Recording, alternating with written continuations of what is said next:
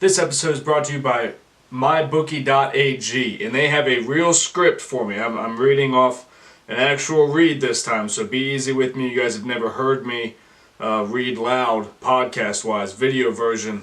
I apologize because I'm actually reading. Everyone is asking me who's going to win the big game. Will Tom Brady and Bill Belichick add another championship to the dynasty? Or will the upstart Rams and brilliant young coach, Sean McVay, be the last team standing? Well, just remember, where you're betting is just as important as who you're betting on. That's true. You don't want to bet with a bunch of bums. It's how you get your ass kicked. You bet with some sketchy dude down at the local bar. Hey man, bet $10. Cavs beat the Lakers tonight. And then you lose and you don't have the money because you spend it all boozing. That guy's going to kick your ass. Not over at mybookie.ag. Not going to do it. MyBookie has been doing business for years and the rep is rock solid. They do cash bonuses, so off the bat you're making money for doing nothing. Everyone loves making money for doing nothing. You can't beat that. And they have the fastest payouts. Seriously, just 2 business days. I can confirm that one because your boy's a winner.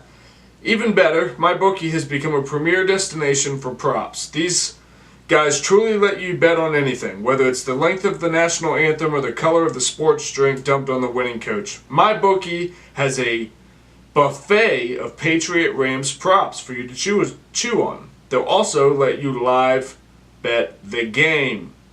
I only recommend services that are good to me. That's true. You guys know I don't team up with anyone if they're not good to us here at the Road to Redemption podcast myself, and they don't support generally what I'm trying to do here, and that's super true, and that's why I'm telling you guys, make your way on over to mybookie.ag. You win, they pay. It's very, very true. Join now at MyBookie.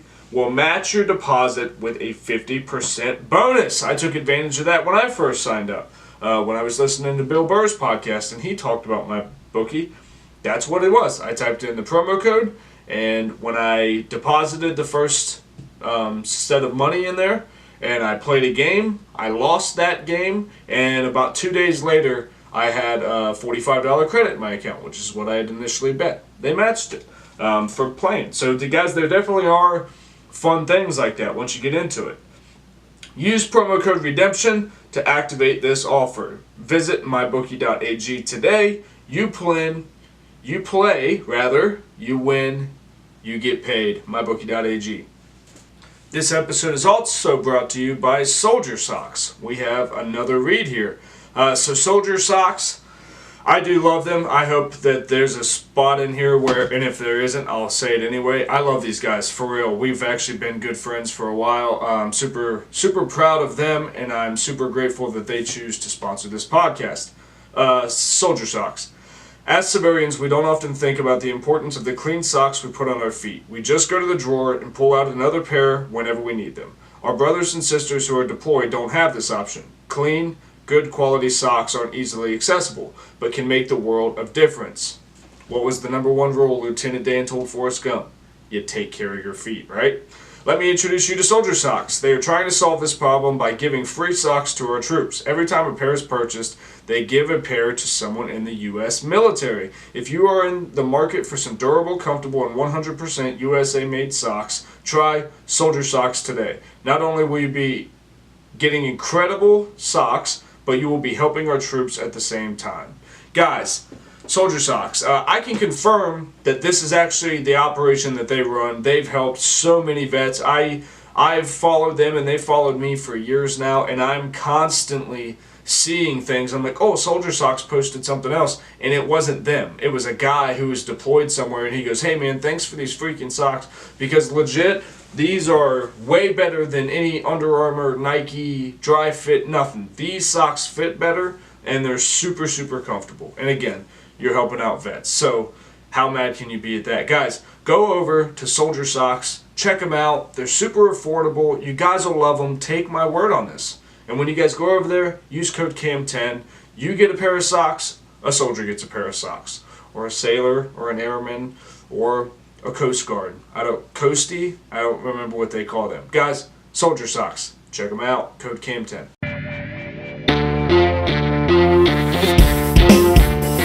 Yeah. not say that. So you're telling me there's a chance?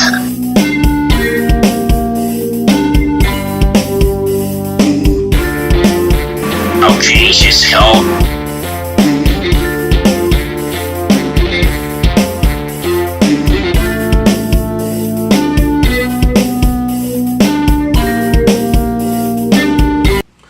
Well, hello, friends. Welcome back to this episode of the Road to Redemption podcast. It's your boy Cam. We are coming to you live with the first Wednesday evening, or no, technically it'll be Wednesday morning, Road to Redemption podcast. It's awesome to hang out with you guys again. I get so excited every time I get to come inside of the studio and sit down and clear my head and do everything I want to do and then really get into the issues.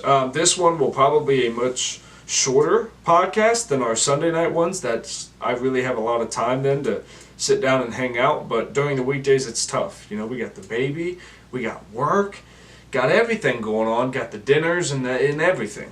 But we're making time. We've had a lot of you guys just listen to the ads, and we've had a couple good companies believe in us, and I want to bring them the best product that we can. So with that, guys, please go support their sponsors. They make this available. Instead of making like a Patreon page or anything where it's crowdfunded and you guys have to spend the money, that's what I'm trying to avoid. I don't want that to happen, and we found a couple great companies, and we're talking to a couple more that decided to actually sponsor this show and bring it to you. So they are providing this show to you, and for that I am so grateful.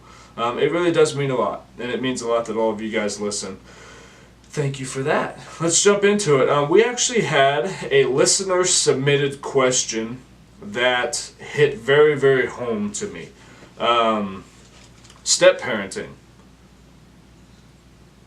Step parenting is something that I struggled with very much in my first marriage. My ex-wife had a 2.5-year-old daughter when we met, and I wanted so badly to be a father and to be a good husband and to be all those things.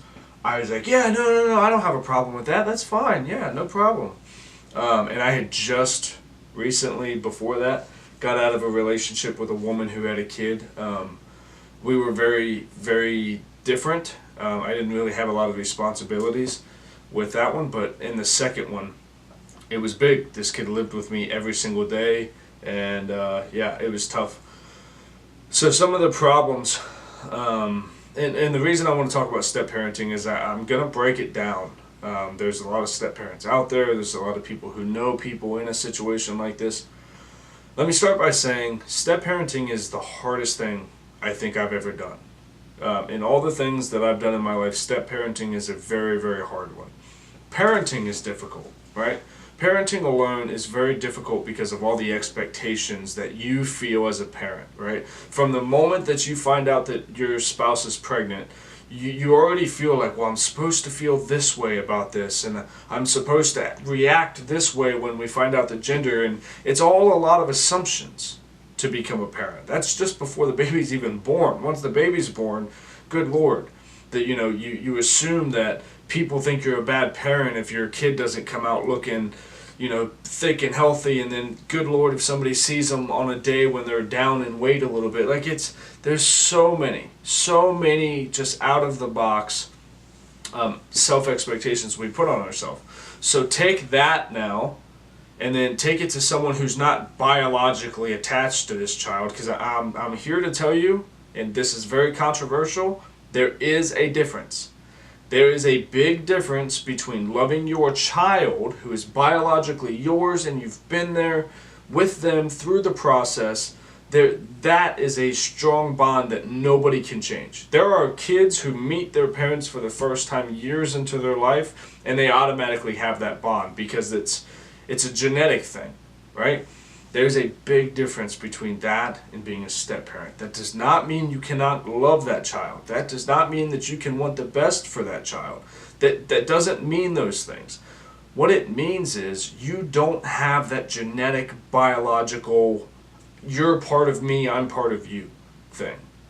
That's just not there. It's different. So, a big part of flaws or potential flaws. I'm sure there are people out there that are killing the step parenting game and good, but I'm talking about when it gets tough, when it's hard. Step parenting is a fine balance. No matter how much we tell people, well, you're supposed to love that child as if it's yours, and also that child's gonna grow a bond with you that will be so strong, and there's all the expectations, and then you get actually operating day to day with the child. When you do that, things change. You have to at some point administer some sort of discipline or strictness or structure of some kind. Eventually you're going to have to say no. Eventually something's going to come up. And then you're going to realize that there's a lot of imbalances probably in the relationship between you and the child and you, the child and their parent, and then your relationship with their parent. There's a lot of relationships that go into every single one of these situations. Because I can tell you, in my situation, if my ex-wife and I were not on good terms or something had happened that day, I was going to get zero leeway when it came to her daughter. If I was to say anything, hey, stop climbing on the counter. Oh, don't you talk to her that way. And you'd be like, well, I'm trying to protect her. That's a safety thing. You shouldn't let that happen. And everything is taken offensively. When you can notice good days and bad days, right? So if generally it was a good day and I'm like, hey man, stop doing that, or hey, don't talk to your mother that way, and you go back and that's when the spouse will go, yeah, see, you don't do that. It's tough. It's tough. What happens when your spouse undermines you, right? 7 days out of the week, this is you and your spouse's house, but 2 days out of the week, this kid's here, and things are different. At what point am I not allowed to protect what's still mine, being my home, and go, hey, you're not allowed to do that here. I don't want you to break the coffee table, get your feet off of it. Something along those lines. Or they try to manipulate you to get things, and it's bad. So what do you do when you're there? It's tough, because again, you have a right to protect the things in your home. You also now are expected to think like a parent when you did not go through the process of making and birthing that child. And it's very different for the simple fact of, if my daughter was to jump up and down on the couch, right, I'm going to get upset because I don't want you to fall. I could give a shit about the couch. I'll fix the couch. I don't want you to fall, right? When it's your stepkid, for me, my stepkid's jumping on the couch, I'm like, stop jumping on my couch, because if you pop a hole in it, then it's going to be fucked, right? But that's the way that my head worked at the time. I just didn't have that bond that just genuinely made me, I'm primal. I'm looking out for you over everything. Now that's a child. I'm still going, hey man, I don't want you to get hurt. But also, you have mud on your feet, stop jumping on my couch. And the biological parent always knows the difference. They know, especially if they have kids, with you. They know that the difference is there. And I think what the problem is a lot of times we try to overcompensate, right? As parents, we talked for all these years, we have to sacrifice for our kids and we have to this and that. It's true, you do. But as a biological parent, when you have a child, it's not a sacrifice for your child. This is doing everything I can to give you the best future possible. There's zero sacrifice in it. You don't have that when it's not biologically yours. And it's just true. So where the real problems come on in is when the spouse, the biological parent, becomes very combative to your criticism of their child. When they go, stop doing that, you're just being tough on her because of, whatever. Or stop, she's fine, she's just a kid. You get a lot of that. Some of it, you got to check your ego at the door too. You got to know, like, hey, why am I actually so upset about this? Am I being selfish? Because if I'm being selfish, I may not be in a space where it's good for me to be in a relationship like this. I'm not to that point yet where I'm really ready to be a parent if I don't first think about the child's safety, right? I wasn't ready to be a parent yet. When I had my daughter, I then knew that's what it feels like to be that way. So then you tell the kid, stop jumping on the couch. The parent comes in and goes, hey, don't, come on, she's all right. Chill out. And you just, especially when you do that in front of the child, oh my God, that's a different ballgame. Because now they've just seen you have to confide to their wishes in front. You just got belittled in front of the biological parent, and the kid saw it. And they know, I keep saying the kid knows that they're the reason why the rule got overturned, because they whined and complained enough. That's bad. You're up shit creek without a paddle there when that starts to happen. Because then the child becomes manipulative. And the child starts to, in my case, the child would start to instigate me. But there was one situation, and this is one of the things I'm least proud of in my life. There was a point where I was laying on the floor after a long day at work, and she kept ramming this plastic cart into my back. And I said, hey, can you stop? Ran it into me a couple of times more, and I said, hey, seriously, I told you to stop. Please stop. Third time hits me again. I said, okay, if you hit me with that again, and she was 5 by this point, I said, if you hit me with that again, I'm going to break it. Stop hitting me with the coaster. Everybody's in the room. Biological parents in the room, kids in the room, I'm here. She does it again. Turns around. Hits me with it. I stand up, I grab the thing, and I smash it. Gone. It's broken. Mom yells at me. Well, what the hell? Why did you do that for? You're going to buy her a new one. All this stuff. I said, did you not see the first 4 times that I said, hey, stop doing this? If you continue to do it, I'm going to break it. Because I'm telling you, nobody seems to care, Mom included, so I'm going to break this fucking toy. Right? And then Mom yells at me. Kid gets nothing, even though it was being a little shit. Now again, if my daughter was to do that, my biological daughter, and she's ramming me with the thing, I'm going to go, hey man, quit. Does it again. Hey, I told you stop. This is the last one. Third time, I'm grabbing the toy and I'm getting rid of it. I'm moving it. You're losing it. Now, my temperament is not that to smash it, but it's, hey man, you're losing that toy. There's a difference. You can talk differently to your kids. Because you know that I don't have to explain to anybody why I'm doing what I'm doing. I'm not going to have to fill out almost like a police report of a reason, an ironclad reason as to why I disciplined a child that lives in my house. It's different. The worst parts of me, the worst parts of who I've really ever been in my history was being a step-parent. I had so many character flaws. I was just so immature, and I so badly wanted my own family that I was just so jealous of the fact that there was this kid and it wasn't mine, and I was just so locked into that thought.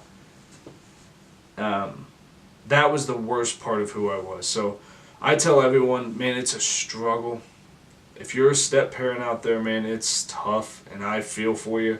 Because I'm sure there are some fucking unicorn and rainbow situations where step-parent and kid, they just click and they're cool as shit. And, they're, by choice, they're like fist bumping and shit when they're walking out of the dining room. Fucking great. But for most of us, it's a real challenge. There's just a primal nature in there that says, hey man, this is hard. This is tough. I really can't give much else. I really don't know much else but to say. Then you have to communicate, and you have to know where the lines of respect are. You have to. Because if you're communicating something to the child that hasn't already been buffered by biological parent, then you're wrong. But it's when something goes, hey, I've noticed that this is a problem. This is not a good thing. And they go either, most of the time in my case, it was, oh, stop, you're being whatever, you're being strict. It's like, okay, but she just told a grown adult to shut up while we were in public. That makes me and you look bad. That represents our family. That's why I don't like that. Oh, stop. And then again, something happens, and, oh, you shut up in public. And I get embarrassed, and I'm like, well, dude, what the shit? Like, you have to do something. This is now a thing that when she grows up, she's going to talk to people like this. That's a problem. Nothing. Again, that's when shit, it's over. Everything's going to crumble. I'm just telling you, I'm trying not to be dramatic with it, but if you get to that place where everything the kid does is perfectly right and angelic, and everything you do is wrong and you're being an asshole, you're lost. You might as well draw up the divorce papers and fucking start looking for an apartment. Because it's over. A kid will always try to get what's going to benefit them. It's not the child's fault. It's the parent's fault who allow it. Because what happens is, when the parent allows it, the step-parent becomes resentful towards the parent and the child. If a step-parent is sitting on an island all over here by themselves and it's 2 versus 1, nobody's going to be comfortable in that situation. Because now you're getting outnumbered in your own home. Your foundation, the place you rest your head at night, is on shaky ground. Then I'm supposed to go out and succeed in the world when I have no base? It's not going to happen. It's not going to happen. It takes a special type of human being to be a step-parent. I know that I do not have that in me. I applaud my wife, but I learned a lot from my situation, to the point where I've made it very clear with Nicole that, you know, she's not expected anything in the relationship between her and my oldest daughter, Taya. I don't expect you to try to be mother of the year and, you know, this, but my wife is a great mother. She's an amazing mother, and she genuinely loves Taya. But she also would tell you straight up, like, it's different. And that's the honesty that I look for in a life partner, because that means when shit gets hard and we may differ on something as parents, we can go, okay, you think about it like this, I think about it like this. We both have a genuine common interest in that child's best interest. Where can we meet in the middle here? That's communication. That's parenting. And I think that can only really be done when the parties are on, you know, mother and father on good terms, biological kid. Every other time, I mean, again, it comes with a lot of complications. It comes with a lot. I would say if you're the biological parent, try to lift some of the restrictions, or try to limit some of the responsibility that is put on your spouse. If they're taking care of your biological children and it's not theirs, try to take some of the expectation off of them, especially if you don't allow their input when parenting decisions need to be made. You can't play both fences. It's not the whole, you're not my real dad thing, but also, hey, you're supposed to love them like they're your own. Different ballgame. It might sound like I'm going kind of back and forth a lot, but that's what it always kind of felt like to me as a step-parent. It was like, you know, oh my gosh, don't you just love her? And you're like, yeah, you know, she's great. She's great. You know, oh, aren't you just fall in love with her? And don't you miss her every second that you're not with her? And then like, yeah, because I feel like I'm supposed to. I'm enjoying the peace and quiet, but, you know, whatever. And then at the same time, that is all expected of you. While at the same time, it's like, don't you say that to her. You're not her real dad. You're not her dad. And you're like, well, okay. What do you want from me then? Because if I'm not supposed to do this, but I'm not supposed to, you're not, you know, you're damned if you do, damned if you don't kind of thing. So, I hope that was helpful. I know it was kind of a lot of rambling on my part, none of which, again, makes me sound good. Those are all things that I realize now were character defects when I was younger. My temper being one of them. I've always had a very unique temper to where I don't, I'm not going to get violent with anyone. I'm not going to put my hands on anyone. But I will fucking go off. I will just, and I've told you guys about it before, I will go off.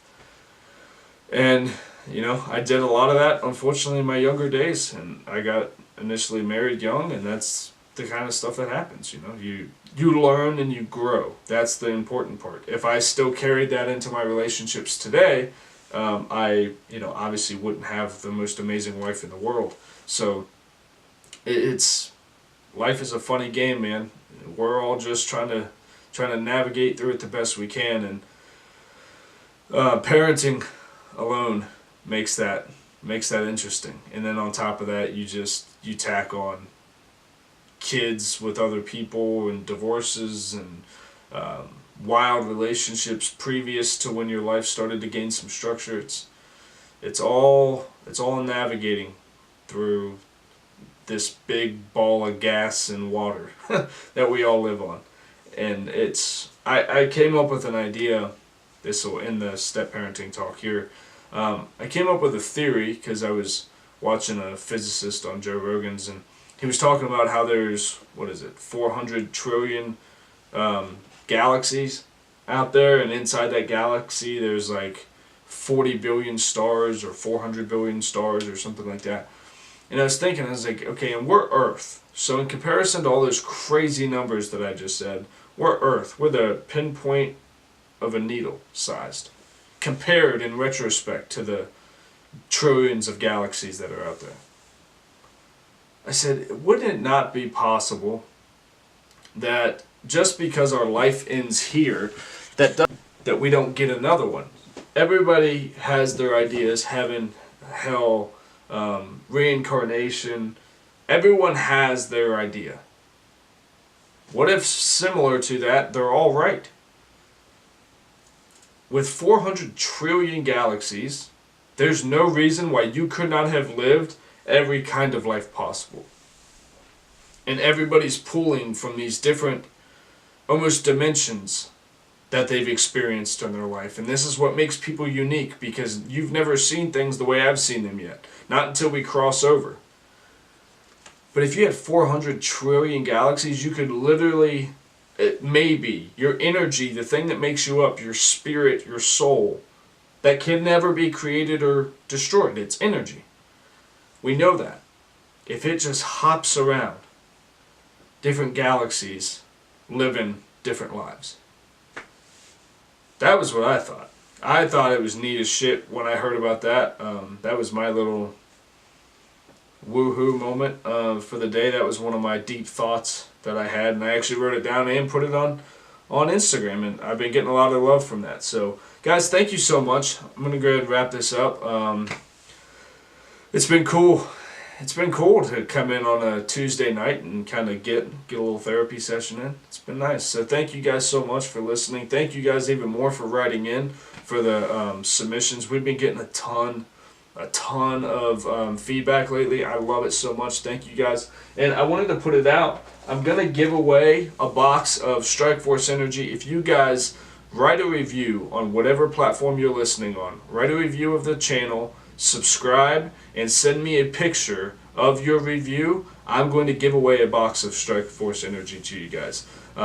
If you guys want to go on and make a purchase before that, you guys can. StrikeForceEnergy.com. Use code CAM20. But I am going to give a box away. Like I said, all you got to do, subscribe on whatever platform you're listening to. Leave me a review. Screenshot the review into my DM box at CamWilliamsonOfficial. Boom, you're entered, baby, and you'll be getting some of that liquid goodness in you. Guys, I love you so much. I hope you have an amazing rest of your week, and we will chat with you on Sunday, Super Bowl night. Don't forget to get those bets in, mybookie.ag. Love you guys.